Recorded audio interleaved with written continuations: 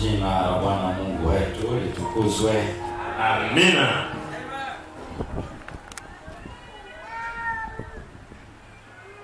Makambi mtaa wa Nyamanoro mwaka 2021. Nitakwenda na ujumbe wa saa ya hukumu.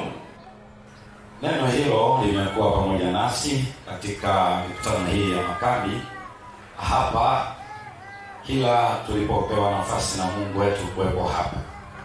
Tunamshukuru sana Mungu kwa kuwa nasi na kutuhudumia mahitaji yetu ya kiroho, ya kimwili katika nyanja zote za maisha yetu.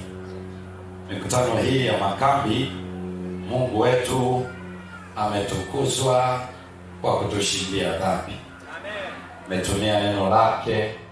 Neno hilo limetutakasa, limetupatia tumaini na ujasiri wa kumtumikia katika saa ya hukumu. Ujumbe huu ambao Mungu ameturuhusu kusikia na kuishi maishani, anatungojea tutende hivi na kuzidi hata ajapo mara ya pili. Amen. Tunaishi kipindi cha ujumbe wa saa ya hukumu. Maneno haya yamejengwa katika kitabu cha Ufunuo sura ya 14 na mstari ule wa 7 na Danieli sura ile ya 7 mstari wa 9 na wa 10, ambako tumeelekezwa kuona katika hukumu hii.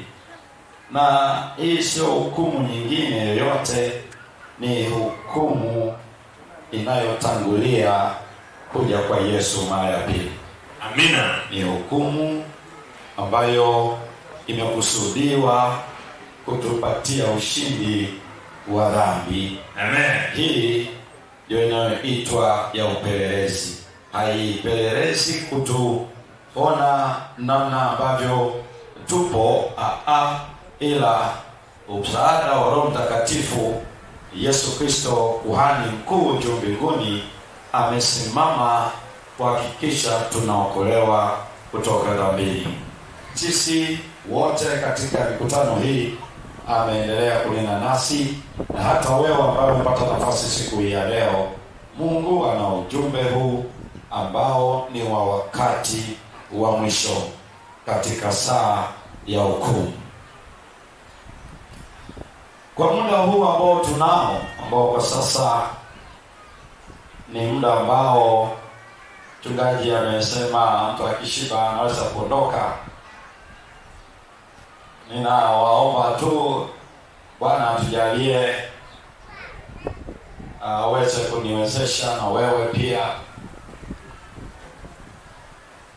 maana kuelewa ujumbe huu ametupatia ndani ya kipindi hiki chote cha makambi. Lakini leo anakwenda kutupatia tu mtasari wake, halafu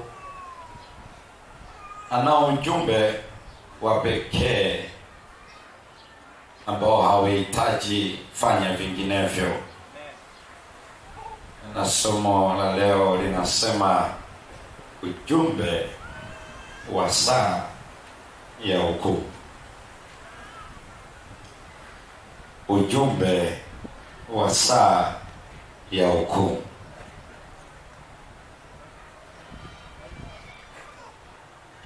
Katika kitabu kile cha Ufunuo sura ya 14 inayo maeneo makubwa mawili. Ninaanzia hapo kwa sababu ndiko fungu letu limetoka. Moja ni wale walioshinda. Wale walioshinda.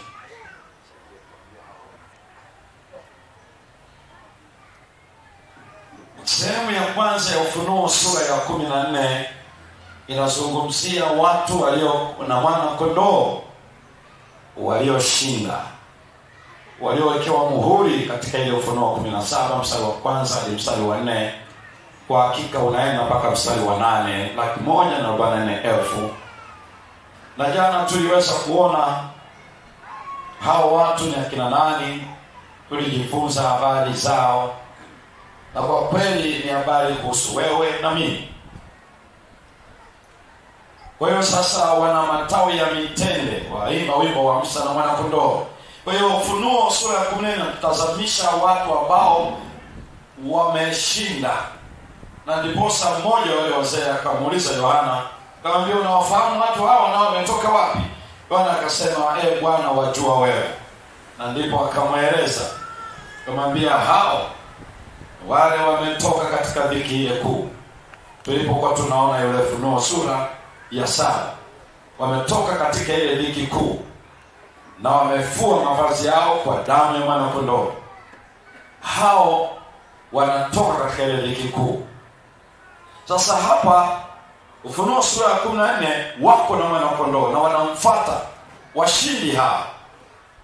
Na baada tu ya kutupatia picha hiyo ya kwamba huyu anayeonekana hapo ni mshindi, na ni wale ambao wameishi ukweli wa ujumbe wa saa ya hukumu. Halafu sehemu ya pili hiyo inayoanza na mstari ule wa 6 mpaka mstari wa 12 wa Ufunuo sura ya 14. Na hapa aliona malaika watatu wanaruka katikati ya mbingu. Katikati ya mbingu. Wote ni katikati ya mbingu. Wote wanaruka. Kuna tofauti mmoja na mwingine na mwingine. Tofauti iko kwa ujumbe walio nao. Na wanafuatana. Hakuna aliyeanza watatu kuruka. Anaona mmoja baada ya mwingine. Kwa hivyo ni ujumbe unaotolewa kwa mpangilio katika series hiyo. Na yule wa kwanza ambaye ndio mstari ule wa 6 na wa 7 ndiko fungu letu limetoka. Huyu Biblia inasema, kisha nikaona malaika akiruka katikati ya nini? Ya mbingu, mwenye injili ya milele. Ya milele. Huyu ana injili. Na ile injili ni ya milele. Sio iliyoanza jana. Ni ya milele hii. Sio iliyoanza baada ya Yesu Kalvari. Imeanza milele. Ile milele anayohitaji anazungumzia siku nyingi zilizopita, na alafu kuishi kwake ni milele. Neno hilo milele lina maana kadhaa. Mojawapo, yani ule ujumbe utakwenda mpaka kazi yake ikamilike. Yani ujumbe utaishi kwa umilele wake. Lakini anataka tueleze pia matokeo ya ujumbe huo ni ya umilele. Kwamba watu wanamcha Mungu ama watu wanapotea. Kama wataokolewa milele. Kama wakipotea, watapotea milele. Kwa hiyo ana ujumbe wa milele. Injili hiyo injili inayotajwa ni habari njema. Na hivyo neno lake analosema ni nini? Mcheni Mungu na kufanyaje? Na kumtukuza. Kwa maana saa ya hukumu yake imekuja. Huo ndio ujumbe alio nao. Saa ya hukumu yake imefanyaje? Imekuja. Msujudieni yeye aliyezifanya mbingu na nini? Mbingu na nchi. Na nini kingine? Na bahari na chemichemi za nini? Za maji. Kwa hiyo ujumbe wake ni wito kwa ulimwengu kumrejea Mungu muumbaji. Kwa hiyo hicho ndicho ujumbe wake mkubwa kabisa. Kwa nini analeta ujumbe huo? Hebu sikiliza kidogo. Wale ambao hawakuwepo nataka nirejee kidogo. Kwa nini saa hii ujumbe huu unakuja unaoita watu kumwabudu muumbaji? Tulipokuwa tunasoma huu ujumbe, hawa malaika watatu hawa wanakuja baada ya nyakati 2.5 wakati ya Danieli sura ya 7 na mstari wa 25. Na hii kipindi cha wakati, nyakati mbili na nusu wakati, kinahusiana na utendaji wa pembe ndogo yenye macho, yenye kinywa kilichonena makufuru. Na tukafuatilia kipindi hicho kinaanza lini hasa. Tukasoma Danieli sura ya 12. Tukasoma ule mstari wa 7. Anarudia kipindi hicho cha wakati, nyakati mbili na nusu wakati. Na anapozungumza maneno hayo, anasema ndipo mwisho wa mambo hayo. Wakati huyu anajibu swali hilo, ni baada ya ule mstari wa 4, wakati Danieli anatamani aweze kuelewa, akaambiwa yafunge, yawekee muhuri, maana ujumbe huo unahusu wakati wa mwisho. Na ndipo tukaona ya kwamba kipindi cha wakati, nyakati mbili na nusu wakati, ni kipindi kinachofuata baada wahakikisha tu wakati wa mwisho unaanza. Na baada ya kufuatilia Danieli sura ya 8 na mstari wa 20 na mstari wa 14, nyakati za jioni na asubuhi 2300 patakatifu patatakaswa, tukaenda Danieli sura ya 9 na ule mstari wa 24 na kuendelea kujua mwanzo wa kipindi hicho. Tukaona akaambiwa tangu kiwekwa amri ya kujenga Yerusalemu, majuma 70 yamekatwa, yametolewa. Kwa kuwa hii ni njozi moja, Danieli 8 na Danieli sura ya 9. Danieli sura ya 8 ni njozi yenyewe. Danieli sura ya 9 ni utafsiri ya sehemu ya pili ambayo kutafsiriwa katika sura ya 8. Na kwa kuwa ni kipindi kilichotolewa kwenye njozi ni kimoja peke yake, wakati wa siku 2300. Na kwa kuwa majuma 70 yamekatwa, yametengwa kutoka kwa, na kwa kuwa mwanzo wake ni kuanza kwa amri ya kujenga upya Yerusalemu, tukapitia tangazo la kwanza la Koreshi mwaka wa 534, mwaka wa 534 kabla ya Yesu halikufanikiwa. Tangazo la pili la Dario mwaka wa 520 kabla ya Yesu halikufanya kazi yake vizuri. Tangazo la tatu la Artashasta mwaka 457 ndilo lililoruhusu Wayahudi wakapata uhuru wa dhati, sio tu katika dini lakini katika serikali yao. Na kuanzia kipindi hicho ndipo ujenzi wa majuma yale 70 unatangazwa katika hiyo Danieli sura ya 9 mstari wa 24 mpaka mstari ule wa 27. Kwa hakika ndipo tukaanza kuhesabu patakatifu panatakaswa, ikatupeleka mwaka 1844. Lakini wakati huo tulipokuwa tunafuatilia wakati, nyakati mbili na nusu wakati, kwamba ni wakati wa mwisho, tulipopiga mahesabu ikatupeleka mwaka 1798. Na alitueleza vizuri kwamba ni baada ya nguvu za watakatifu kudhoofishwa, kwamba ni baada ya chukizo uharibifu kusitasimama baada ya hapo.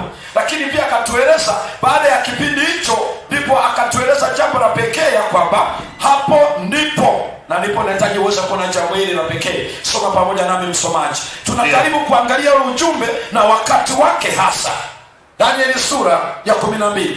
Hebu soma Danieli sura ya 12. Turudi tena ule mstari wa 11 na 12 ambao nieleza kwamba kwa jana juzi wakati nazungumza habari hiyo, jana nilisema sitaeleza kidogo lakini nitaieleza leo. Hebu soma Danieli sura ya 12 mstari ule wa 11 na 12. Na tangu wakati ule ndio ambapo sadaka ya kuteketezwa ya daima itaondolewa, ndio na hilo chukizo la uharibifu litafanyaje?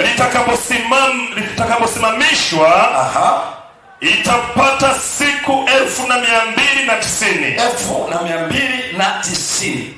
Heri yangojaye na kuzifikiria siku hizo ngapi? 1335. Sasa nisikiliza kidogo. Hii njozi ya 4 ya kitabu cha Danieli inayoanza na ile inayoanza na sura ya 10 mpaka 12 imetaja kipindi cha wakati cha aina 3. Moja ni kile cha wakati, nyakati mbili na nusu wakati. Danieli alitaja kwa mara kwanza kipindi hicho sura ya 8, na kinahusu utendaji wa pembe ndogo, kanisa la Rumi.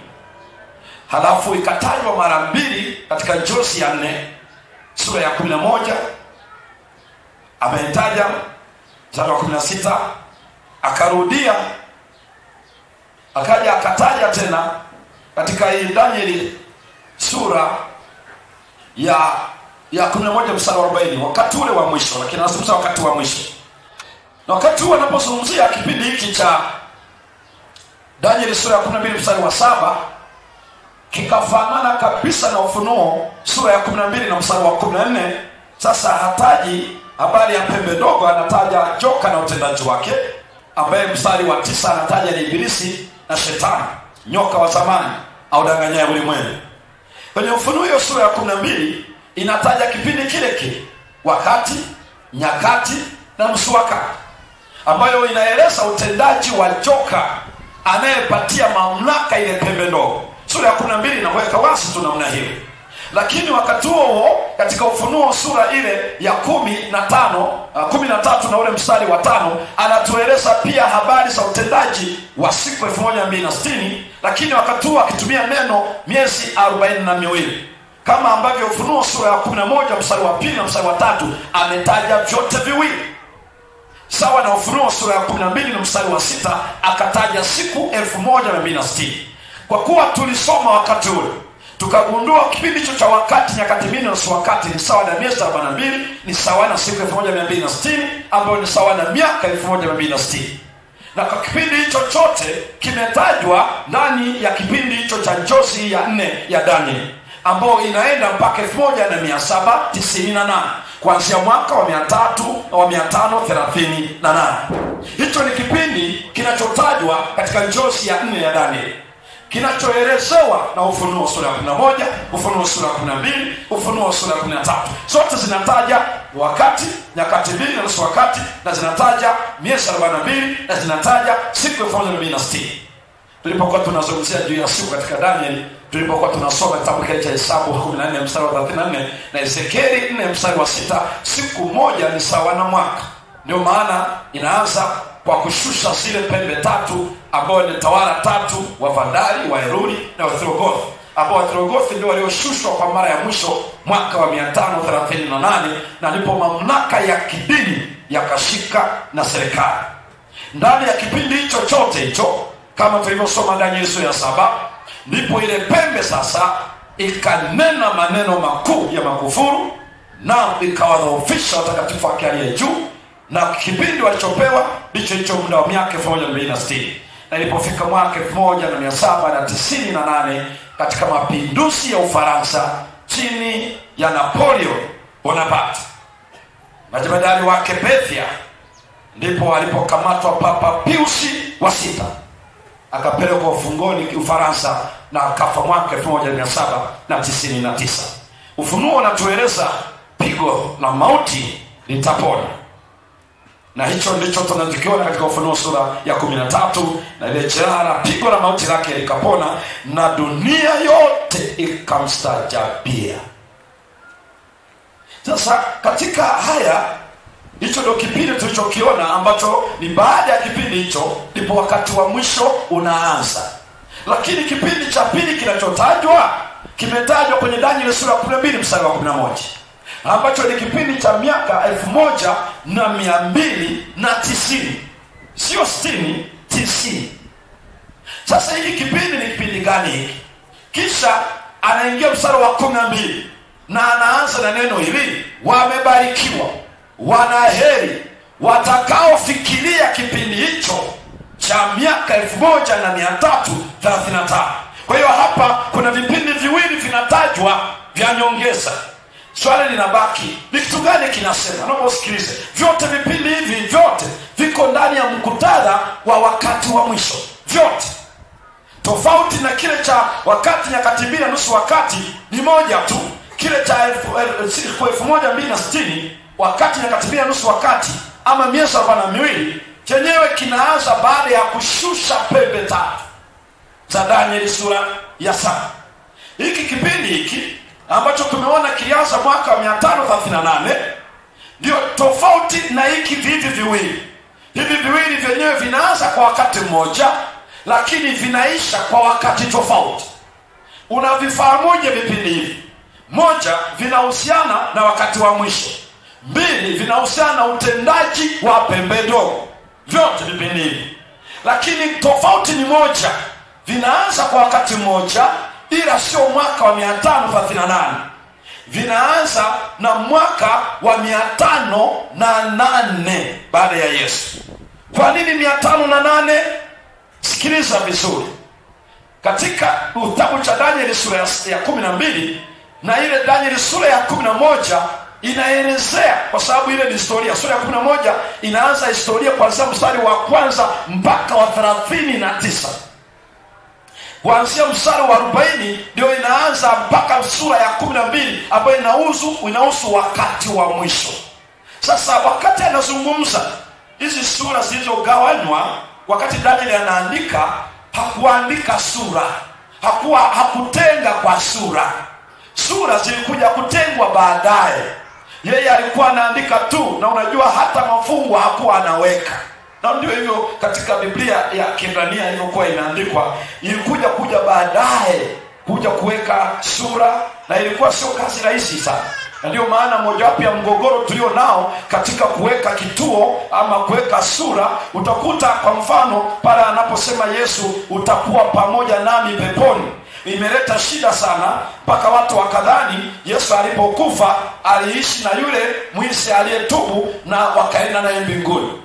Kwa sababu ya kuweka ile mkato, walioweka mkato waliweka sehemu ambayo sio wenyewe, kwa sababu wakati wanaandika hawa mitume hapakuwepo na lugha ya Kiyunani ya wakati ule, tunaita Koine Greek. Sio hii wanaozungumza sasa hivi modern Greek, ile inaitwa Koine Greek. Koine Greek haikuwa na punctuation, hapakuwepo na alama, hapakuwepo na hizi unazoziona koma na nini. Baadaye ndio zimekuja kuwekwa kuleta maana hizo alama zinamsaidia mtu kuelewa uchumi. Lakini pale aliyeweka alipokosea imeleta changamoto kubwa. Kwa hiyo baada ya kusema nami na kuambia leo, maana ile koma ilipaswa iende mpaka leo.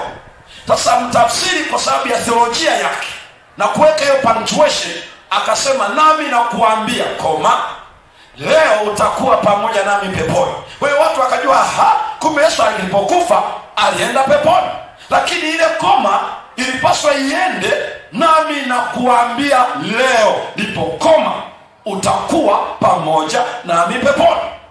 Na kwa sababu hiyo ndio unaona sasa ukisoma sura ya 10 mpaka sura ya 12 ni njozi moja. Sura zote hizo 10, 11, 12 njozi moja. Halafu hizi sura ya 11 na ya 12 unapoona imeanzia 12, usidhani Danieli alizitenga hivyo. Ni maelezo yanayoendelea, yameunganika yote. Na kwa sababu hiyo ndio maana akifika mahala anakurudisha kwenye sura ya 11. Anachokieleza hapa ni kwenye historia ile, anakuleta kipindi hicho. Na kwa sababu hiyo sikiliza vizuri nikueleze kwa mtasari tu kidogo. Taifa la kwanza Ulaya lililokubali dini ya Rumi ya kwanza kabisa ni Ufaransa. Na mimi ninashangaa vile Biblia inachokisema, kwa sababu Mungu alishaeleza, na ni taifa hilo lililoweka Ukristo Ulaya baada ya mfalme Clovis alipoukubali Ukristo na kubatizwa. Kuna changamoto ni mwaka upi alibatizwa, hiyo debate na iacha, lakini wote wanakiri baada ya yeye kukubali Ukristo ndiye akawa backup ya Rumi, ya Ukristo wa Rumi. Kwa hiyo wakaungana na kiongozi wa dini ya Kirumi wakati ule, papa aliyekuwepo, wakahakikisha kupeleka Ukristo Ulaya. Haikuwa jambo rahisi, na kwa sababu hiyo huyu akapigana vita na mpaka akafanikiwa huyu Clovis kuiweka chini himaya ya Clovis. Sasa wa Viscos. Hawa Viscos, unajua haya majina ni ya zamani, ndio maana unaona ukiangalia Anglo-Saxon maana yake ni Waingereza, Alemani ni Wajerumani. Ukisoma Lombards unazungumza wa Italy. Yale majina ya zamani sasa hivi mpaka ukakliki unaweza kujua hivi Italy ni nani, France ndio at least hao bali na Saudi ni wa Faransa, na Suevi na yani kuna majina waliokuwa wanatumia zamani. Sasa wakati huo huyu Clovis akiwa kiongozi wa France, yani wa Faransa, ndiye alipobatizwa akawa Mkristo, akaamua kuishi na kuhakikisha Ukristo unasimama Ulaya. Na mojawapo ya mataifa ambayo yaliojulikana kama yaliyokuwa hayana ustaarabu ndio unasikia wanaita barbaric tribes, yani uncivilized nations. Mataifa yaliyokuwa kipindi kile cha dola ya Rumi yalioonekana yanaitwa yasiyo ya kistaarabu kwa sababu yalikuwa yanapinga, moja yalipinga Ukristo, lakini pili yalipinga habari ya Rumi kama kutawala, na mengi haya yalikuwa Ulaya na sehemu ya kaskazini mwa Afrika. Na lakini sehemu hizo basi wote walioonekana kuwa wababe sana kupambana na Clovis walikuwa ni hao Visigoths. Na Visigoths walipigwa na Clovis na jeshi lake mwaka wa 508 baada ya Yesu, ikaporomoka. Na kwa mara ya kwanza huyu Clovis akatangaza mamlaka yawe chini ya utawala wa dini ya Rumi ya kiserikali na kisiasa. Ndio maana unaona sasa hivi vipindi cha Danieli sura ya 12 mstari wa 11 na 12 vyote vinaanzia hapo mwaka wa 508, wakati kile kipindi cha wakati nyakati 2.5 wakati kinaanza mwaka 538. Hiyo ndio tofauti. Kwa hiyo ukichukua hizi miaka 1290 kuanzia mwaka wa 508 kinakupeleka 1798. Sikiliza vizuri, sawa na mwisho wa wakati nyakati 2.5 wakati. Lakini hii miaka 1335 kuna miaka 45 inayoongezeka kwa kile kipindi cha mwaka 1290, na hicho ndicho kinafanya iitwe 1335.